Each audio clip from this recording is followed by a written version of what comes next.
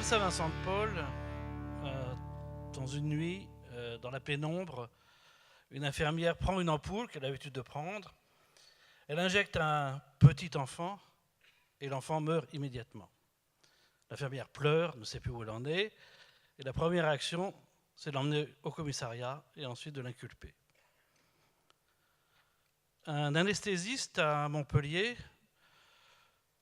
il fait un peu, dans l'ordre de curarisation, s'aperçoit tout à coup que l'enfant, encore un enfant, avait une paralysie. D'ailleurs, cette paralysie a disparu ensuite, mais tout le monde l'a accusé et ça s'est terminé par un suicide. Au Japon, lorsqu'il y a un mort dans un hôpital, la première action, c'est de faire venir la police. Je suis allé d'ailleurs au Japon pour parler justement de l'erreur et depuis un an, on a changé en fait compte l'esprit. Ce n'est plus la police qui vient en premier. On s'aperçoit bien que dès qu'il y a un accident inattendu, l'infirmière, en fin de compte, elle a pris une ampoule qui ne devait pas être là. C'est une ampoule, en fin de compte, qui ressemblait à celle qu'elle avait l'habitude de prendre. C'était une ampoule de médicaments pour adultes qui n'aurait jamais dû être dans un hôpital pédiatrique, avec un carton, on ne sait pas pourquoi elle était là. Donc, cette infirmière a cru bien faire. Et en fait, ça s'est soldé par la mort d'un enfant. Bien des entrepreneurs, en fin de compte, sont aussi confrontés à ce genre d'accident inattendu, qui n'est pas volontaire, qui n'est pas répété, qui n'est pas une faute, quelque chose d'inattendu qui arrive. Et puis si on regarde par ailleurs, lorsque M. Fleming a laissé sa boîte de pétri, c'était une erreur, pas de compte sur la fenêtre, et que le week-end suivant, il a vu que, ma foi, il y avait un halo autour de ce champignon qui poussait où il n'y avait plus de bactéries, il a trouvé la pénicilline. Quand Marie Curie est rentrée un soir, par inadvertance dans son laboratoire, a vu une lumière, elle a trouvé l'irradiation.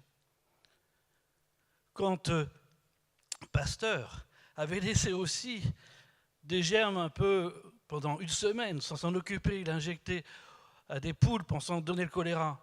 Les poules n'ont pas eu de choléra, mais elles étaient protégées. Il a trouvé le vaccin atténué. Tous les trois ont le prix Nobel. Donc entre la prison et le prix Nobel, l'inattendu pose question. Qu'est-ce que c'est cet inattendu? Ce qu'on appelle l'erreur. Et pour moi, c'est bien différent de la faute. Et alors pourquoi un médecin vient vous parler de cela? Parce que dans notre pratique,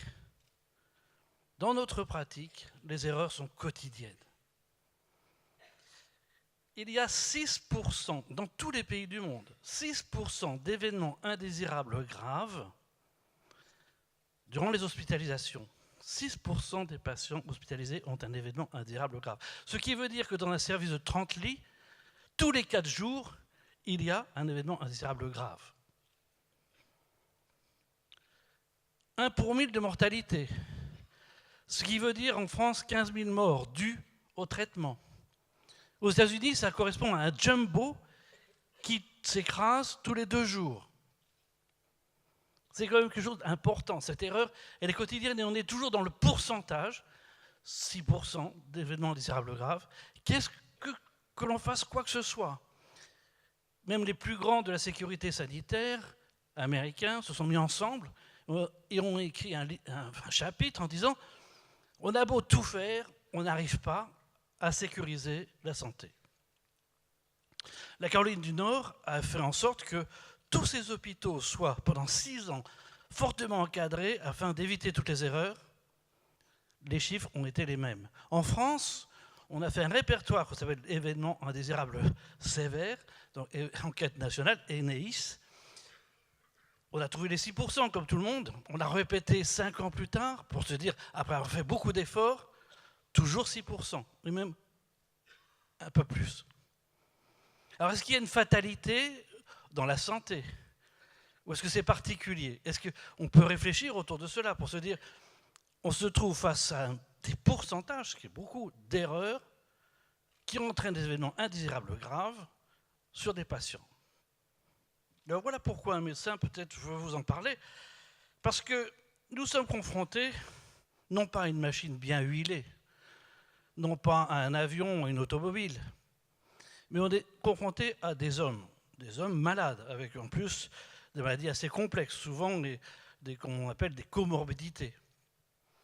Mais ça ne suffit pas. Dans la réflexion, en fait, on se trouve dans un système sanitaire très complexe.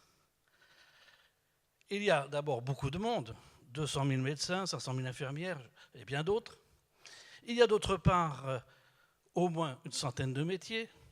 Il y a d'autre part 5 000 médicaments, 50 000 dispositifs médicaux, un nombre d'actes qui dépasse les 6 000.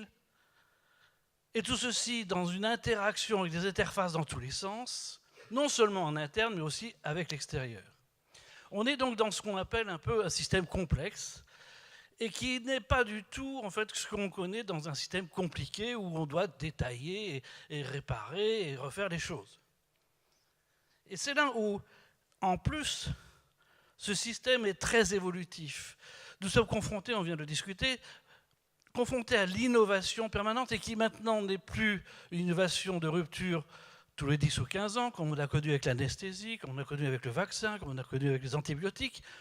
Aujourd'hui, c'est tous les jours et de partout, que ce soit au niveau diagnostic, on se perçoit qu'on peut changer complètement nos diagnostics, complètement notre imagerie, complètement nos traitements. Tout va changer brutalement. On n'opère plus des valves du cœur, maintenant on met des valves par voie intra-artérielle. Si je vous décrivais tout ce qui arrive tous les jours comme innovation, qui chamboule complètement notre système, qui change complètement l'organisation, complètement le financement, eh bien, vous vous rendez compte qu'on est sous une pression d'innovation forte et donc dans une évolution. Donc c'est un système complexe, adaptatif et évolutif.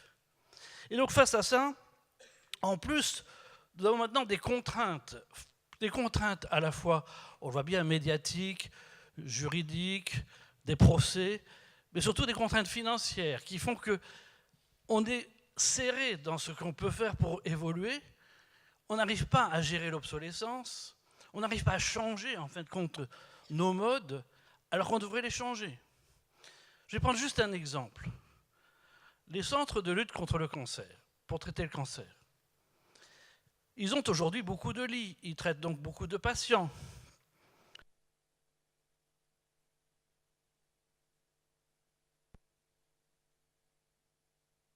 Domicile. La radiothérapie, 2 ou 3 séances, parce qu'on arrive hypofractionné. Que fera-t-on de tous ces bâtiments, de tous ces centres de lutte contre le cancer?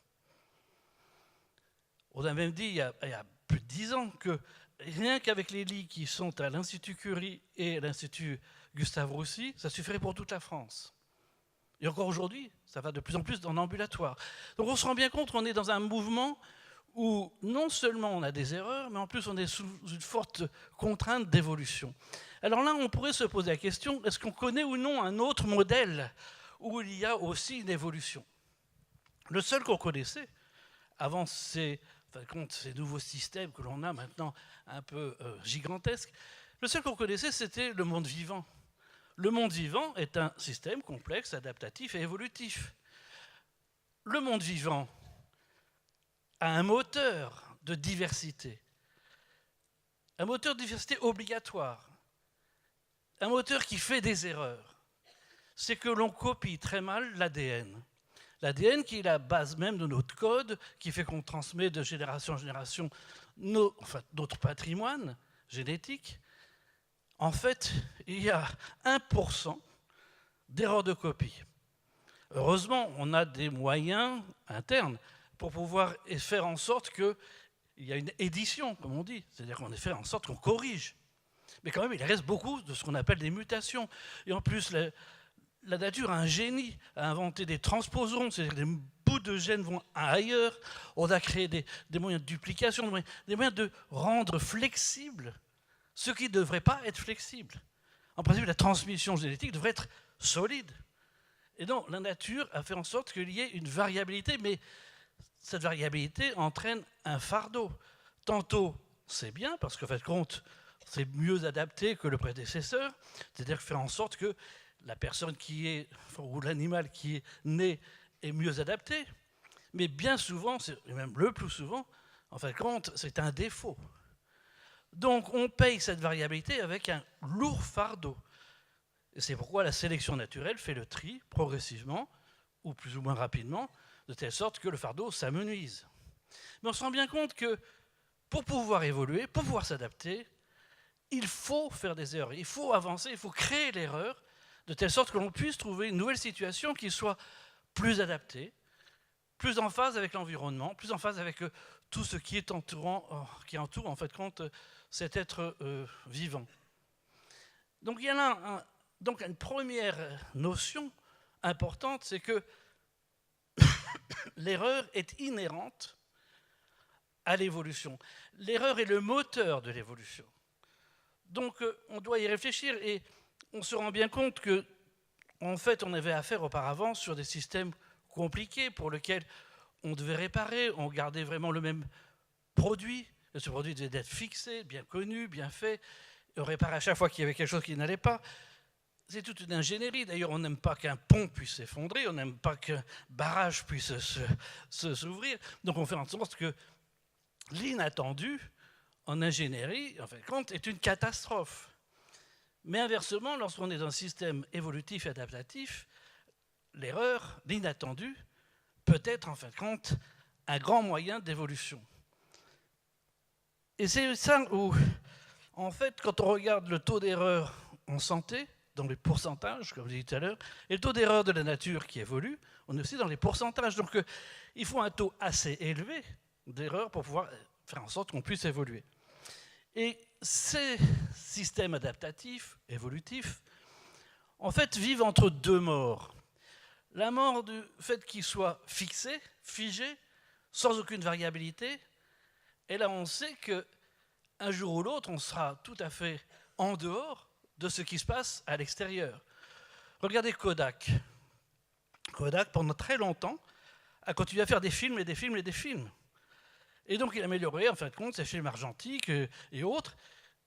Mais tout d'un coup, ailleurs, la téléphonie a apporté en fait, un autre moyen de prendre des photos. Et donc, ils ne se sont pas du tout aperçus de ça. Il s'est entraîné que le 20 janvier 2012, Kodak a été obligé de déclarer banqueroute. Mais on peut prendre tous les secteurs les uns après les autres. On s'aperçoit que tout d'un coup, il y a un moment où si on se fige sur un produit tel qu'on le veut et tel qu'on le croit, de l'autre bout de la chaîne industrielle, on fera une invention, un saut technologique qui, en fait, trouvera un nouveau produit. Donc, être figé, complètement figé, non évolutif et toujours regarder que son produit, n'est pas une bonne chose. Et pour nous, par exemple, on a figé complètement la transfusion sanguine. On a fait en sorte qu'il y ait des procédures, que tout soit bien clair et qu'on ne puisse rien faire autour de ça. La transfusion sanguine ne fait pas de progrès, mais très vite, on va voir arriver des globules rouges artificiels. Et ce sera le saut. Et donc, que viendront en fait compte toutes ces banques de sang, ce sera plutôt en fait compte des cultures de cellules qui viendront d'ailleurs.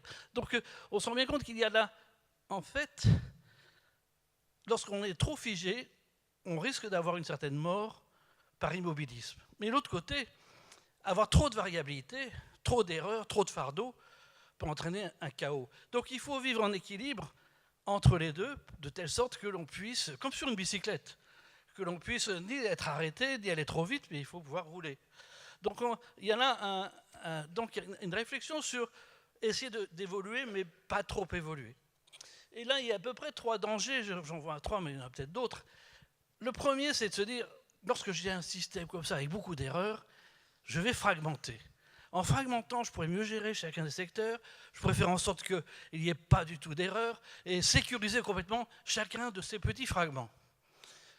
C'est ce qu'a fait EDF avec ERDF, c'est ce qu'a fait la SNCF en mettant le réseau ferré de France. Donc, on essaye de fragmenter, nous aussi, on essaye de fragmenter, on a mis de côté la transfusion, la radiothérapie, mais à ce moment-là, ce n'est plus un univers commun, ce n'est plus une union, ce n'est plus, en fin de compte, une évolution intégrée. Et il n'y aura plus d'évolution intégrée.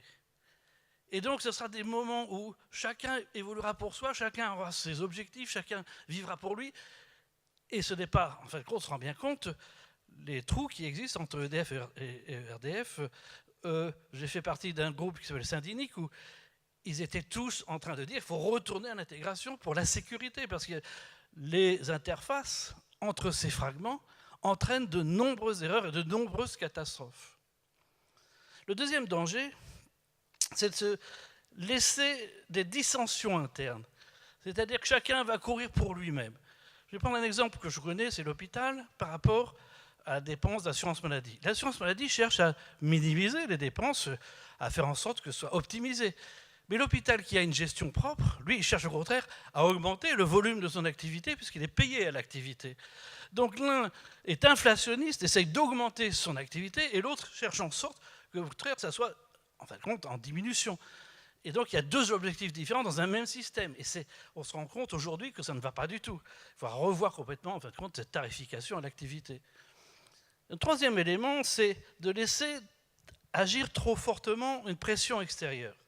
Que ce soit une contrainte financière, que ce soit une contrainte médiatique, que ce soit ou d'autres. Mais il faut faire attention à tout ce qui pourrait entraîner une pression qui va forcer assurément à faire plus de variabilité, à s'adapter. Et en s'adaptant, on entraînera plus d'erreurs. Et en faisant plus d'erreurs, on risque d'arriver, idem, au chaos. Et puis il y a trois paradoxes. Trois paradoxes qui sont... Le premier, c'est plus on est sûr, plus on est dans ultra safe, comme on dit, très très sûr, moins on a d'informations. Et il n'y a plus que des signaux très faibles. C'est l'aviation civile qui est pour l'instant à 1 pour 1 million de décollages, de catastrophes, n'a plus que des signaux très faibles. Et donc, elle fait en sorte qu'elle est une vraie, en fin de compte, science des signaux faibles. Parce que c'est la combinaison de signaux faibles qui risque d'entraîner un accident. Mais on ne peut pas prévoir à l'avance quelle sera la combinaison de signaux faibles. Le deuxième, c'est plus on est sûr, plus on est figé, et plus on risque d'avoir une mort, en fin de compte, parce qu'on est immobile. Et le troisième, c'est plus on est complexe, en fait, plus il y a des voies alternatives à l'intérieur de ce système. Et donc, on laisse des défauts, des dysfonctionnements un peu partout, parce qu'il y a des voies alternatives qui les camouflent. Et un jour ou l'autre, on s'aperçoit que, taf, il y a une catastrophe, et c'était évident. Il y a tel ou tel dysfonctionnement, mais qui a été totalement camouflé par des voies alternatives. Et puis un point sur lequel j'aimerais bien discuter avec vous, c'est cette gouvernance de ces systèmes qui ne sont plus des systèmes usuels d'un produit qu'on fabrique tous les jours, des systèmes où il y a beaucoup d'interfaces internes, beaucoup d'interfaces avec l'environnement. Quelle est cette gouvernance? Que ce soit de haut en bas, ça ne marche pas. L'exemple pour nous, c'est quand Roselyne Bachelot a voulu se faire vacciner devant les télévisions, montrant que parfois il faut se faire vacciner contre le H1N1, personne n'a bougé. Elle a beau dire il faut se faire vacciner, elle a beau dire montrer quelque chose. Il ne s'est rien passé. De haut en bas, il ne se passe rien. Copier le voisin, pareil, ce n'est pas le système anglais ou le système hollandais qui nous apportera quelque chose. Et en fait, on s'était dit, est-ce que des gens extérieurs, notamment les financeurs, peuvent jouer l'assurance maladie, essayent d'agir sur le système de santé, mais en fait, compte, elle n'est pas suivie. Donc, la gouvernance est en fait une auto-organisation. C'est pour ça que c'est en fait compte un tout et qui chacun s'organise. C'est une certaine auto-organisation, mais qui n'est pas simple en fin de compte à pouvoir gérer. Et dans notre système de santé, on est dans une difficulté, d'autant plus que ces systèmes complexes adaptatifs, on se rend compte qu'on perd notre base fondamentale des rationalistes, c'est-à-dire qu'on perd cette base de la causalité. La médecine autrefois était compassionnelle, et puis grâce à Claude Bernard, on a compris qu'il y avait une cause, un effet, et qu'on allait traiter les causes, et comme ça on traitait les effets, et on guérissait les personnes. Très bien pour les antibiotiques, avec les microbes, ça marche très bien. Mais aujourd'hui, à part ces systèmes très simples, il y a maintenant à agir sur le comportement des personnes. Il y a à agir sur un tout de la personne, qui a à la fois plusieurs maladies, un comportement. Et là, on perd totalement notre notion de causalité à effet. Et par contre, arrivent les big data qui sont beaucoup plus performants pour changer les comportements et qui, eux, jouent sur la corrélation.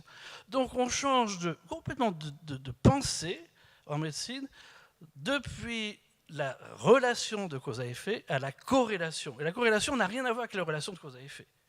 On se rend compte qu'une corrélation, c'est une corrélation. Eh bien, tous les big data sont basés là-dessus et on a des choses assez étonnantes. Les big data nous prédisent le premier cas d'une épidémie dans une ville, 2 jours avant qu'il n'arrive. Nous, médecins, préventifs ou autres, on ne sait pas faire ça. Mais parce qu'il y a eu dans les réseaux sociaux beaucoup d'appels, ce cas va arriver dans 2 jours, et c'est vrai, il arrive 2 jours plus tard. Et on ne sait pas pourquoi. Pourquoi est-ce qu'il y a eu cette agitation? Pourquoi est-ce qu'il y a eu ça? On ne sait pas. Mais il y a une corrélation, et cette corrélation, on s'en sert, et tous les épidémiologistes du monde entier se servent de cette corrélation sans rationalité. Donc on est rentré dans ce monde un peu irréel, difficile, que certains pourraient dire d'obscurantisme, mais qui au contraire est très pragmatique, parce que cela nous aide. Donc vous voyez, cette auto-organisation, cette autogouvernance, c'est un monde qu'on découvre aujourd'hui, qu'on ne sait pas très bien appréhender, on ne sait pas comment le gouverner, mais on se rend compte qu'il vaut mieux garder en fait compte un tout, un nuage qui se déforme et qui se transforme, et ne pas forcer à le fragmenter, ne pas forcer à le rendre compliqué alors qu'il est complexe. C'est en fait, quand on regarde ce qui nous arrive, c'est l'accident, en fin de compte, qui nous fait découvrir le système et ses dysfonctionnements. C'est quand il y a un accident arrive, c'est là où on se dit, tiens, il y a quelque chose qui dysfonctionne. L'accident est le révélateur de dysfonctionnement interne. Et alors, quand arrive un accident, en fait, que fait-on? On cherche un coupable. Je vais juste discuter avec vous. Faites un château de cartes. Vous montez les cartes, vous les faites l'une après l'autre, vous les montez l'une à l'autre, et puis à un moment donné, pof, tout tombe. Pourtant, chacune des cartes, en fin de compte, l'une par rapport à l'autre, c'était pas un vrai dysfonctionnement, c'était quelque chose de même, ça tenait. Donc chacun des petits points n'était pas dysfonctionnant, c'était pas un défaut. Mais le tout a entraîné brutalement, en fin de compte, la chute de ce château. Et la dernière carte qu'on a mise pour voir sur ce château, qui a fait effondrer le château, que ce soit la dame de pique, le roi de trèfle ou le 10 de carreau, c'est en fait la dernière carte qui compte. C'est pas le fait qu'il soit dame de trèfle, 10 de carreau ou roi de pique. Donc le dernier chaînon, la dernière infirmière qui était au bout de ce système complexe qui était dysfonctionnant, ou l'un ou l'autre, c'est pas lui, c'est le fait qu'il se trouve à la fin d'une chaîne de dysfonctionnement. Donc d'inculper la dernière personne, le dernier chaînon, en fin de compte, est une erreur. Et c'est là où on se rend compte qu'on va chercher un coupable. Pourquoi on cherche un coupable? Parce qu'on va chercher une indemnisation. Et l'indemnisation, il faut trouver un coupable solvable en plus. C'est-à-dire on change de coupable quelquefois chez nous en disant ben non, celui-là n'est pas solvable, on trouvera un autre qui est plus solvable, puis un autre qui sera plus solvable pour pouvoir indemniser les personnes. Donc en fait, il y en a une notion où face à un événement inattendu qui entraîne une catastrophe, il est vrai qu'il faut consoler la personne, il est vrai qu'il faut l'informer, il est vrai qu'il faut l'indemniser, mais faut-il chercher un coupable? La question est profonde, parce que si on cherche un coupable, on ne peut plus chercher les causes. Parce que si on cherche un coupable, tout le monde se tait, personne ne parle. Donc au lieu d'expliquer, on va lui demander de s'expliquer. Et ça, c'est un vrai sujet de fond qu'on a tous les personnes qui s'occupent de sécurité, l'aviation civile, les autres, parce qu'on a fait plusieurs réunions avec l'armée américaine et d'autres. Si on cherche un coupable, on ne connaîtra pas les causes qui sont multiples. Et il faut que tout le monde puisse parler. Il faut délier toutes les langues, et non pas celui du dernier chaînon qui sera accusé et devant un juge. Donc, comment délier les langues? C'est un vrai sujet où l'aviation civile a fait en sorte que la recherche de causes était totalement secrète, personne ne peut la connaître, l'aviation civile mondiale. Hein. Et donc les aviateurs se réunissent, il y a à peu près un incident grave par vol, ils se réunissent, ils racontent, ils notent, etc. Et au fur et à mesure que ça se répète, et à la fin ils disent, dans tel avion, il faut changer telle chose. Mais on ne sait pas qui a eu cet accident, qui a eu cet incident. Donc il y a là une enquête de cause totalement secrète et indépendante. On a essayé de proposer ceci pour la médecine, Mais tous les juges nous ont dit jamais on nous cachera quoi que ce soit. Donc c'est pas possible, on n'a pas pu faire ça. Mais l'idée générale qu'on a tous, c'est le no blame, no shame. Pas de blâme, pas de honte. Et ça, c'est la base même de tout ce qu'on voudrait faire, c'est chercher les causes pour réparer, qui sont multiples. C'est des tout petits dysfonctionnements les uns à côté des autres, mais il faut tous les réparer, plutôt que de chercher un coupable. Les Danois ont trouvé une solution, c'est de faire une enquête de cause totalement secrète, et faire une enquête de culpabilité, et même aider le patient pour faire une enquête de culpabilité, mais les deux n'ont pas le droit de se rencontrer, les deux n'ont pas le droit de discuter. D'un côté, on cherche à réparer, de l'autre, on cherche à protéger la personne. Mais on est dans une difficulté tous, parce que face à ces inattendus, il faut quand même qu'on puisse sortir de la culpabilité, il faut qu'on puisse sortir de ce carcan qui empêche de parler, de telle sorte qu'on puisse réparer le système. Sinon, on se trouve vraiment dans une vraie impasse, en fait. Et il y a 3 contresens dans cette vision de recherche de cause par rapport à la recherche de culpabilité. Le premier, c'est qu'il n'y a pas un coupable. Ce n'est pas le dernier chaînon qui est coupable. C'est en fait compte les multiples dysfonctionnements qui sont dans le système lui-même. Et moi, souvent, je disais, quand j'étais donc président de la Haute Autorité de Santé, je disais, il faut plutôt féliciter celui par qui est arrivé cet accident. Il faut le féliciter parce qu'il a été le révélateur de dysfonctionnements internes à ce système. Donc, il ne faut pas le culpabiliser, il faut le féliciter. Ça a choqué tout le monde, mais en fait, c'est par ce biais de choc que l'on arrive à changer les esprits. Le deuxième élément qui est assez, en fin de compte, contraire à notre pensée, c'est que lorsqu'il y a une erreur quelque part, un inattendu quelque part, aussitôt on veut transposer tout ceci à tous les autres, en fin de compte, toutes les autres parties du même système, en disant il faut faire comme si pour tout le monde. Or, l'inattendu, il est propre à un lieu précis, avec des personnes précises, avec des circuits précis, et ce n'est jamais transposable. Contrairement au succès, le succès est toujours dû à une cause, une seule cause, et il est transposable. Mais les réparations d'erreurs, en fait, on s'aperçoit que c'était propre à ce lieu, et non pas, en fin de compte, partout. Et le troisième élément, qui est aussi un peu contraire à ce qu'on a envie de faire, notamment ce que vous voulez, tous les patients, il nous dit qu'il faut déclarer tous les accidents, comme ça on y verra plus clair.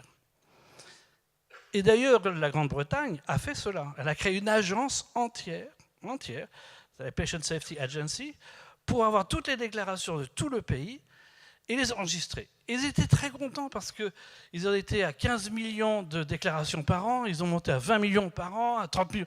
Ils étaient très fiers parce que ça a augmenté tous les ans. Mais en fait, qu'est-ce que ça veut dire, déclarer, si on ne répare pas le système? En fait, il vaut mieux avoir 1 ou 2 cas par endroit bien étudié pour lequel on cherche tous les dysfonctionnements et on remonte sur les causes racines et ça met du temps, ça met 6 mois, 1 an pour trouver tous ces petits et les réparer tous. Et en général, avec 1 ou 2 cas par an, on arrive à bien réparer son système, alors que pour déclarer n'apporte rien. Et d'ailleurs, quand Cameron est arrivé, il a dit « Qu'est-ce que c'est que cette agence? Qu'est-ce qu'elle fait ?» Les gens ont dit « On est très contents, regardez toutes ces déclarations que nous avons. » Il a dit « Qu'est-ce que vous en faites ?» Eh bien, on enregistre. Il a dit « Allez, on ferme. » Du jour au lendemain, il a fermé son agence. Il a dit « Ça ne sert strictement à rien. » Donc, il y a là cette déclaration obligatoire, cette recherche toujours inquisitrice. Il vaut mieux prendre 1 cas ou 2. Et quand j'étais à la Haute Autorité de Santé, ce que nous avons fait, c'est qu'on a plutôt regardé les événements porteurs de risques. Et ça, je vous conseille d'aller fouiller dans ce sens. C'est-à-dire que lorsque vous êtes près d'un accident, quelqu'un par exemple qui brûle un feu rouge et qui vous passe devant vous, vous faites « ouf, il ne m'est rien arrivé », mais aussitôt que vous rentrez chez vous, vous en parlez à tout le monde. Donc tous ces presque accidents, il a failli avoir un accident, ces événements porteurs de risques, on a envie d'en parler, et on en parle. Mais ces événements sont aussi dangereux que lorsqu'il y a eu un accident, donc on peut retrouver toutes les causes et les dysfonctionnements, on en parlait tout le monde. Et deuxièmement, il y a une barrière qui a tenu, parce qu'on n'a pas été jusqu'à l'accident. Et donc, il faut savoir quelle est cette barrière et la renforcer. Donc, on a un côté très positif et un côté gratifiant, en disant, voilà, il y a une barrière qui a tenu, il faut la renforcer, et ça marche mieux. Donc, nous avons poussé cet événement porteur de risque au point que tous les médecins qui étaient proches du risque, c'est-à-dire les gynécologues, les chirurgiens, les anesthésistes, s'ils rentraient dans ce cercle de fouiller 1 ou 2 cas par an, pas beaucoup, mais complètement, avec toutes les causes, à ce moment-là, l'État leur prenait, enfin l'assurance maladie leur prenait en charge leur assurance privée. C'était gratifiant. Donc, il y avait donc un moyen pour eux aussi de rentrer dans ce système. Mais c'est pour vous montrer qu'on a du mal à faire rentrer un peu tout ce monde dans cette sécurité du soin. Alors, si on regarde maintenant un système évolutif, il doit avoir ce moteur d'erreur. Sinon, il est figé, il va vers la mort. Donc, il doit avoir ce moteur d'erreur. Il faut laisser cette variabilité, il faut la laisser vivre. Mais il faut faire en sorte que la variabilité n'entraîne pas de dommages. C'est là le grand défi. Comment faire en sorte qu'on laisse le moteur de variabilité, on garde ce qui est bon, et par contre, on arrête avant qu'il y ait un dommage.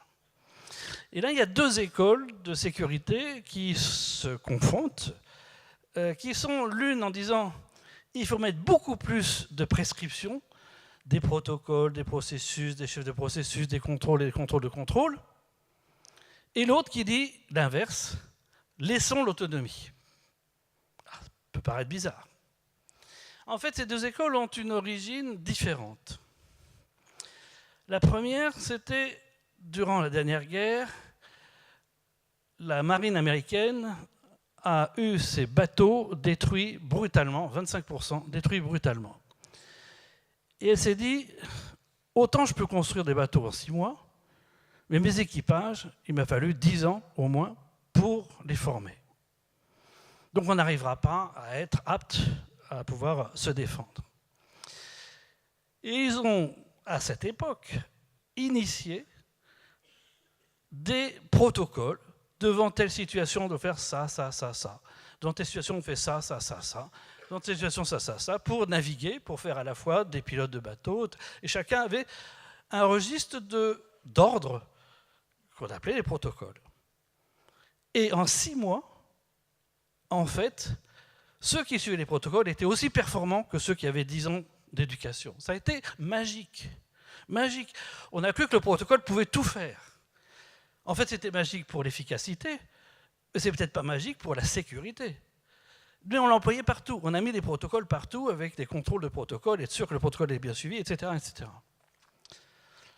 L'autre histoire, c'est celle de la NASA, qui a eu une première navette qui a explosé avec 7 astronautes, et 6 ans plus tard, une deuxième navette a explosé avec 7 astronautes, Columbia et Challenger.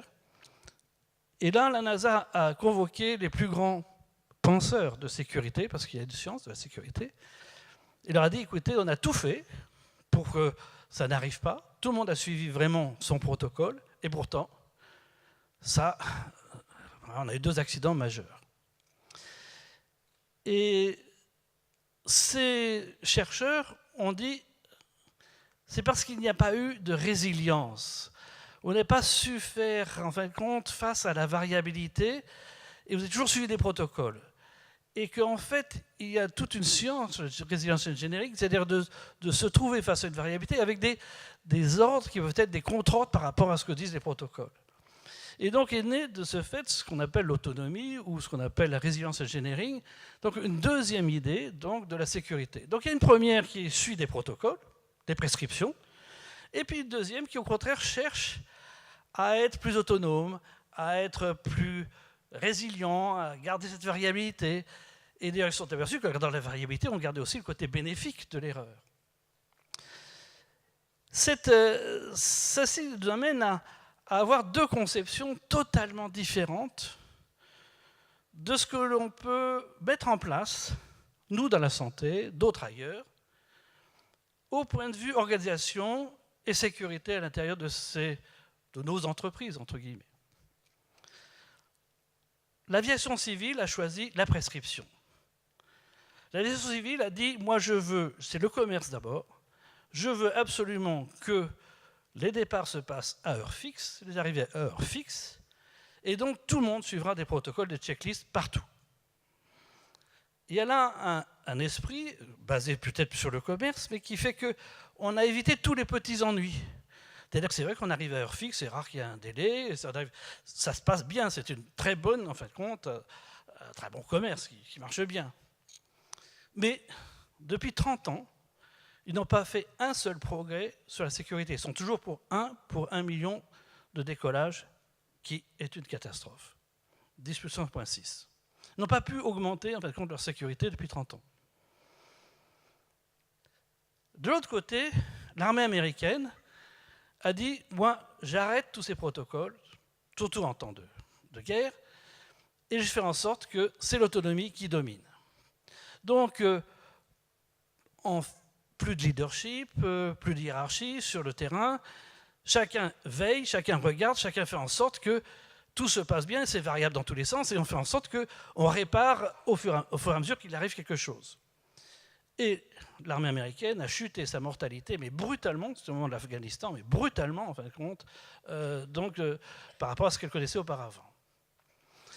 Et si on essaie d'aller un peu plus loin, on s'aperçoit que, en fait, c'est deux visions totalement différentes de ce qu'on veut dans un système, en fait.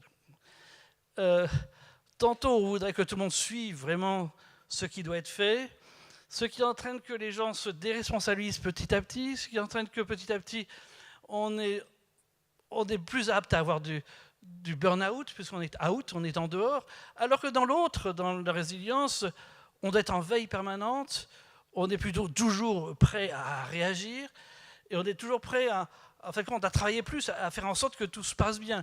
Il y a deux esprits, mais très différents, entre l'un qui va chercher à ce qu'on fasse un rapport quand il se passe quelque chose, on l'envoie à la hiérarchie, puis ça redescendra, et l'autre qui essaye de réparer immédiatement. Et c'est probablement deux visions différentes. Et si on a un produit très fini, très fixé, il vaut mieux prendre des protocoles. Si on veut un commerce qui marche tous les jours, il vaut mieux prendre des protocoles.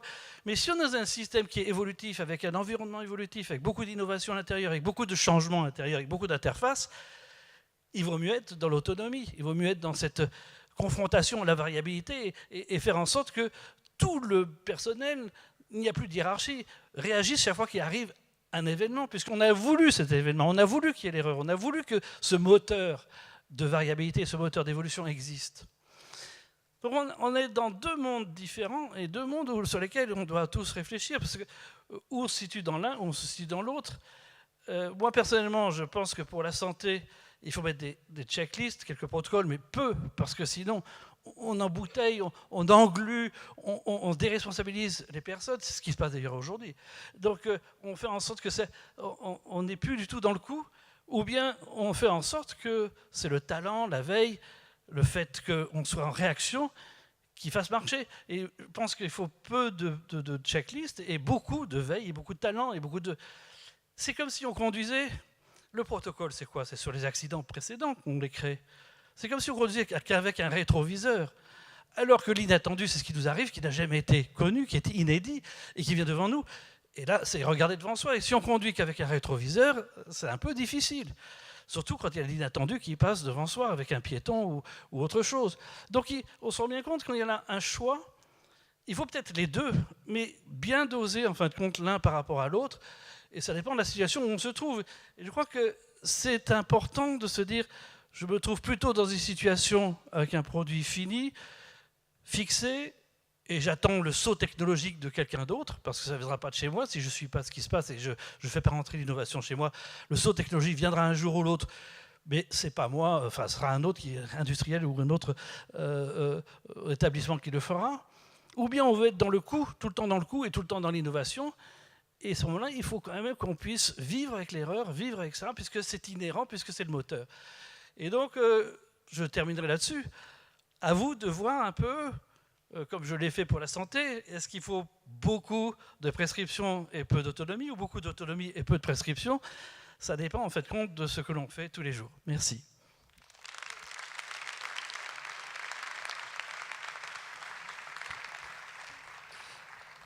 Merci Laurent. Alors moi j'ai une première question par rapport à tout ça. Vous parlez de la différence entre protocole et autonomie par rapport à besoin d'adaptation. Est-ce qu'il n'y a pas aussi un problème de taille de groupe? C'est-à-dire qu'en gros, quand on est une petite boîte, on fait beaucoup reposer notre entreprise sur l'autonomie des individus, et puis plus on grossit, plus au contraire on va mettre en place des process parce qu'on a peur justement que l'erreur soit de plus en plus nombreuse. Donc est-ce qu'il n'y a pas un problème de taille? Moi je dirais que c'est l'inverse. C'est l'inverse. C'est-à-dire qu'on s'aperçoit qu'on a besoin de toute cette intégration, cette variabilité, etc., lorsqu'on est plutôt avec beaucoup d'interfaces à l'intérieur et beaucoup d'interfaces à l'extérieur, et que c'est là où on devient un système complexe qui doit évoluer, mais tous ensemble, et non pas laisser partir des fractions partout. Et inversement, quand on est plutôt petit, c'est vrai qu'on doit accepter l'innovation, faire en sorte, mais on maîtrise mieux ces interfaces, on maîtrise mieux, en fin de compte, ce qui se passe dans l'environnement. On est dans un monde où, comment dire, qu'on arrive à maîtriser humainement, alors que quand on devient comme l'éducation nationale, comme la santé, ça c'est de gros exemples, mais on se rend bien compte que quand on devient multinational, c'est là où l'autonomie doit pouvoir jouer un rôle, et que si on met trop de protocoles, on fige en fin de compte le système.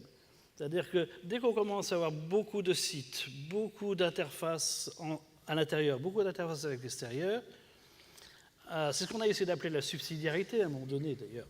Mais c'est pour la sécurité, il vaut mieux que tout le monde se sente pris, veille, démontre son talent, plutôt que de se dire je me réfère à un protocole. Donc moi je dirais qu'au contraire, plus on devient complexe, plus on devient multinational, plus on devient avec des interfaces, plus on doit laisser l'éveil, le talent, la réaction immédiate se faire et abattre la hiérarchie qui ferait qu'on fasse remonter jusqu'en haut, que ça redescende. Donc c'est plutôt dans l'autre sens que je verrais les choses. Merci, bonjour. Cyril Capel, cabinet CCLD Recrutement. Je vous remercie déjà de votre intervention qui était très intéressante, vraiment passionnante.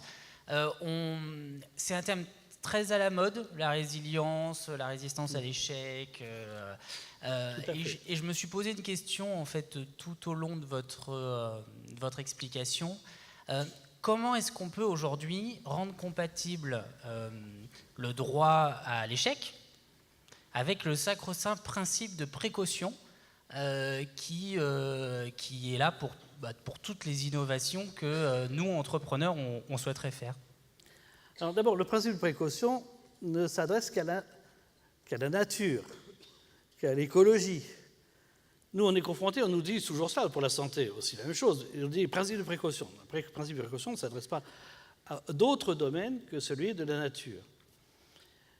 Et c'est plus que le droit à l'échec, puisque les prix Nobel, si on fait la liste, ça a toujours été des inattendus et des erreurs. Donc, on se rend bien compte que c'est là la source de notre innovation humaine. Donc, il faut bien qu'on aille dans ce sens. Et c'est une difficulté parce qu'on essaie de se battre pour dire que la précaution ne s'adresse pas à la recherche. Autant l'esprit de génie, c'est-à-dire de faire en sorte qu'on fasse un pont qui tienne, qu'on fasse... c'est une chose, on fait en sorte que ça soit solide. Autant pour la nature, quand on ne sait pas ce qu'on va faire, peut-être que la planète est quelque chose d'important, il faut faire en sorte qu'on puisse avoir une précaution. Mais dans toute autre recherche, on sait bien par l'inattendu qu'on a trouvé des choses, qu'on a changé complètement de paradigme, qu'on a changé complètement de vision de nos lois dites de nature. Donc l'échec, comme vous dites, pour moi je l'appelle inattendu, parce que en fait, je préfère ça. Mais c'est vrai que le post-it, c'était un échec, hein, mais c'était un grand succès commercial. La tarte tatin, du point de vue culinaire, c'était un échec, mais ça a été quand même un grand succès culinaire. Donc on peut se dire qu'il y a des succès qui sont des échecs. Et c'est là qui est important, c'est de laisser cette variabilité et se servir du côté bénéfique. Maintenant, comment on veut dire, si on essaie de se battre contre le principe de précaution, comme certains essaient de le faire aujourd'hui, je pense qu'il faut tout d'abord restreindre ce principe de précaution, comme dans la Constitution, c'est en fait compte pour tout l'environnement. Bonjour docteur, Jean-Marc Barqui, je suis industriel dans le Pas-de-Calais, on fabrique de la colle, vous parliez du post-it, effectivement le post-it est une erreur. Ce qui m'a intéressé dans votre intervention, c'est finalement le management participatif que vous revendiquez un peu de manière cachée. Est-ce que vous ne croyez pas que finalement pour faire en sorte de permettre aux entreprises de grandir encore un peu plus ou plus vite et de favoriser la prise d'initiative qui forcément favorisera l'erreur ou favorisera la prise de risque, est-ce que ce n'est pas finalement le mode projet où nous on a appelé ça dans notre entreprise le système du tabouret, c'est-à-dire qu'on mélange finalement des profils très différents et on fait circuler la parole en permanence, c'est-à-dire qu'on essaye de favoriser non plus les échanges de mails en se cachant derrière les écrans, mais plutôt en favorisant, non pas les réunions multiples, mais en tout cas à chaque fois qu'il y a un problème, c'est que chacun soit en face de l'autre et puisse en parler facilement. Finalement, l'histoire que vous avez racontée sur cette infirmière qui fait une erreur avec cet enfant qui décède malheureusement pour une ampoule, c'est tout simplement parce que quelqu'un a posé un carton à un moment donné et qu'il a juste oublié de dire qu'il avait posé le carton à cet endroit-là. Donc là encore, on est sur je dirais, il faudrait presque favoriser l'excès de parole. Voilà. Mais, il y a plusieurs points. Un, vous avez raison pour le carton, mais ça va plus loin. Pourquoi un carton de médicaments adultes se trouve dans l'hôpital pédiatrique? On a pu remonter beaucoup plus de petits défauts qui, chacun, mettre un carton là, c'était pas dangereux. Chacun ne paraissait pas dangereux. Mais c'est la somme qui entraîne ça. Ce n'est pas, en fait, compte, j'ai vu du côté sécuritaire seulement. Je n'ai pas vu au niveau de l'organisation générale de la maison. Est-ce que c'est participatif ou pas participatif? Du point de vue sécuritaire, c'est-à-dire de faire en sorte qu'il y ait plus de sécurité, on a quelquefois meilleur choix en prenant l'autonomie et la responsabilité de chacun et la veille de chacun que de se dire qu'on ne mette que des protocoles partout qui engluent et qui entraînent au contraire quelquefois des ordres. Je peux vous raconter une histoire. Aux États-Unis, ils ont revu 100 hôpitaux pendant 3 ans pour voir les morts après des opérations simples, l'appendicite, la vésicule, la hanche, des choses très simples. Il y a toujours des morts, malheureusement, chez nous. Et donc, ils ont regardé pourquoi il y avait une telle différence entre certains hôpitaux. Ça allait du simple au double. Et donc, ils ont catégorisé les hôpitaux en 5 catégories, et ils ont pris ceux qui allaient le plus par rapport à ceux qui allaient le moins, et ils ont dit, on va voir la différence, on va voir pourquoi. Alors, ils ont regardé, et ils se sont dit, c'est parce qu'ils ne suivent pas tous les protocoles, je ne sais pas, ce qu'on appelle la qualité, l'accréditation, la certification, on a toujours ça. Le même nombre d'accréditations, le même nombre dans les 2 cas, alors qu'ils avaient bien pondéré les patients pour être sûr que ce n'est pas dû au patient lui-même. Bon, ils se sont dit, c'est bizarre. Ils ont dit, c'est les complications. C'est les compresses qui ont été oubliées, la phlébite, l'embolie pulmonaire, l'infection urinaire.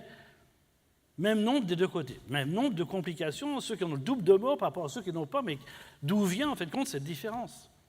La différence vient du fait que, dans certains cas, l'équipe était partie prenante, et donc on alertait tout de suite, et on prenait une décision sur place. On n'allait pas demander aux chefs de service, etc., ce qu'il en était, et les autres, c'est suivaient des protocoles, on faisait pratiquement un rapport, on faisait remonter à la hiérarchie, et on attendait que ça redescende. Et durant tout ce temps, le patient était mort. Donc c'est là où il faut bien voir dans quelle situation on se trouve, parce que ça dépend des lieux. Et moi, j'ai parlé surtout de sécurité. Ça dépend des lieux où on se trouve. Tantôt, il faut peut-être mettre plus de protocoles, mais tantôt, il faut mettre plus d'autonomie, comme l'armée américaine, qui s'est rendu compte que ce n'est pas des rapports, des machins. Il faut tout de suite réagir quand il y a quelque chose. Et ça peut être le caporal qui prenne la décision, alors que le général est à côté. C'est ça la question. Donc c'est plutôt pour la sécurité. Excusez-moi. Est-ce que cette capacité à avoir de l'autonomie ou ce besoin de protocole est aussi intimement lié à la formation? On va dire, en médecine, vous êtes formé pendant très longtemps, Et donc, au bout d'un moment, la formation, à la fois vous donne des protocoles, mais en même temps, vous a mis en face de pas mal de situations qui fait que vous êtes capable de prendre des décisions. On voit que de plus en plus, nous, on a du zapping dans les entreprises, les gens changent de job, donc il faut les former très vite, et finalement, c'est plus facile et plus rapide de les former à des protocoles que de les former à être intelligents. Est-ce que ça joue? Mais c'est ce que j'ai raconté pour la marine américaine. C'est-à-dire que c'est très bien pour être efficace. Pour être efficace, suivre des protocoles, on forme des gens en 6 mois, alors qu'il faudrait des années pour leur apprendre tout ce qu'on doit faire. Mais pour la sécurité, c'est une autre réflexion. Ça a été démontré pour l'efficacité, mais ça n'a pas été démontré pour la sécurité. Et donc, il y a là à dissocier l'efficacité qu'on doit apporter dans une entreprise et la sécurité qu'on doit apporter dans une entreprise. Je pense qu'il faut dissocier ces deux éléments et que le protocole est très bien adapté pour avoir plus rapidement une efficacité, plus rapidement un apprentissage, plus rapidement. Et donc on a des gens performants en assez peu de temps, alors que pour la sécurité, c'est autre chose. Et donc que l'on mette des checklists, que l'on mette mais il ne faut pas que ça soit trop lourd, parce que sinon on englue complètement et on supprime la responsabilisation, on supprime l'éveil et la veille. Donc, je pense qu'il faut dissocier la sécurité de l'efficacité. Et donc le protocole est très bon, ça a été démontré de tout temps à jamais pour l'efficacité. Oui. Bonjour, Eric Angiboost. Moi j'ai l'occasion de pratiquer pas mal de sports à risque. Ce qu'on apprend dans des sports différents, ce qu'on apprend à chaque fois, alors je souscris complètement à ce que vous avez dit, c'est qu'il y a à la fois un protocole qui est issu de l'expérience, mais avec ça, après, on nous apprend à avoir un certain degré de vigilance. Et chaque fois qu'il y a un accident, dans différents sports, ce qu'on apprend, c'est qu'il y a toujours 3 facteurs qui n'ont pas été respectés. Je ne sais pas si c'est également ce que vous mesurez dans vos propres statistiques, mais chez nous, que ce soit en parachutisme, en alpinisme, en sport de vitesse, à chaque fois, il y a 3 facteurs de risque qui n'ont pas été respectés comme ils l'auraient dû et qui ont provoqué cet accident. Et c'est vrai que parmi ces facteurs, il y a le facteur humain. Et donc, c'est même un des plus importants, c'est le facteur, en fin de compte, on n'a pas pris la bonne décision. Air France, enfin pas Air France, toutes les compagnies d'aviation, mais surtout Air France, n'apprend pas à ses pilotes à aller dans un endroit dangereux. Donc on apprend, la simulation n'est faite que dans les endroits classiques, classico-classiques. Mais on n'apprend pas à se sortir d'un nuage dangereux ou d'un endroit dangereux. Parce qu'on ne veut pas que le pilote y aille. Mais depuis Rio de Janeiro, il y a eu un doute, parce que quand même, là, il s'est trouvé coincé et il n'a pas su quoi faire. Donc, on peut se trouver, malheureusement, dans une situation où on ne sait pas quoi faire, et si on n'a pas appris, si on n'a pas été entraîné, on se trouve dans une catastrophe. Donc, il y a aussi, là, un sujet, c'est-à-dire qu'on veut apprendre pratiquement aux pilotes de faire ce qu'on leur dit de faire, et pas plus, et pas moins, mais pas plus. Et c'est là où on dit facteur humain, parce que, bon, mais on voit bien que c'est 2 opinions différentes. On ne veut pas qu'un pilote se mette dans une situation dangereuse, on ne veut pas qu'il retarde un avion, on ne veut pas que... Donc c'est purement commercial, donc ça marche bien, hein, je ne dis pas le contraire. Mais inversement, il y a une catastrophe majeure. C'est-à-dire, tous ceux qui font des protocoles, ils n'ont plus de petits ennuis, mais ils ont une catastrophe majeure, et qui est majeure. Et que dans d'autres situations, on peut s'en sortir. Les pêcheurs bretons, ils sont plutôt dans la résilience. Ils savent se débrouiller par rapport à une grosse vague, un machin. Ils ont des tas de petits ennuis. Et quand on a mis des grosses industriels de pêche, ils n'ont plus du tout de petits ennuis, mais par contre, ils ont eu des catastrophes. Donc, c'est deux voies différentes, en fin de compte, d'appréhension de la sécurité. Si on a droit à une dernière, je voudrais revenir sur une question à propos du principe de précaution, parce que vous avez dit justement que beaucoup de gens souhaitent modifier ça, et notamment les entrepreneurs, en disant qu'il faudrait le remplacer par un principe d'innovation, parce que le principe de précaution, ça bloque tout, etc. On connaît bien ce débat-là, et je participe à plusieurs commissions qui réfléchissent à ces sujets, et une des voies qui semblerait sage serait de former les gens pour essayer de montrer que la précaution est justement de ne pas rester dans l'état ancien de l'application du protocole et que c'est justement en en franchissant un certain nombre de règles, notamment grâce aux innovations, qu'on est vraiment dans une situation de précaution. Alors, est-ce que vous pourriez nous montrer comment la prise de risque peut être le moyen de ne pas en prendre? Alors, c'est une question fondamentale parce que soit on se place dans l'esprit de génie, comme dirait presque Doug Pascal, ou on se place dans l'esprit de découverte. Si on se met dans l'esprit de découverte, il faut être dans l'inattendu, il faut chercher l'inattendu. C'est l'inattendu qui donne les plus grandes découvertes. C'est-à-dire que c'est quand on change de paradigme, quand on change de loi, quand on change, c'est là où sont de très très grandes découvertes. Donc si on se met dans une position de découverte, il faut absolument se trouver dans l'inattendu et se mettre en position de trouver, et surtout de le reconnaître, l'inattendu. Inversement, lorsqu'on est dans l'esprit de génie, c'est une chose qui doit être répétée, qui doit se faire, le produit doit être parfait et ne doit pas du tout entraîner des ennuis. Alors maintenant, les organisations, est-ce qu'elles suivent les mêmes lois? C'est-à-dire que c'est un autre sujet, c'est que l'organisation, une organisation de recherche, et je vous rejoins tout à l'heure pour dire qu'il faut mélanger les têtes, mélanger les disciplines, avoir des pauses café où tout le monde se parle, des séminaires où les gens se parlent, donc faire en sorte qu'on puisse échanger des idées totalement différentes, parce qu'on sait que ça vient d'ailleurs, la grande découverte vient d'ailleurs en transposant.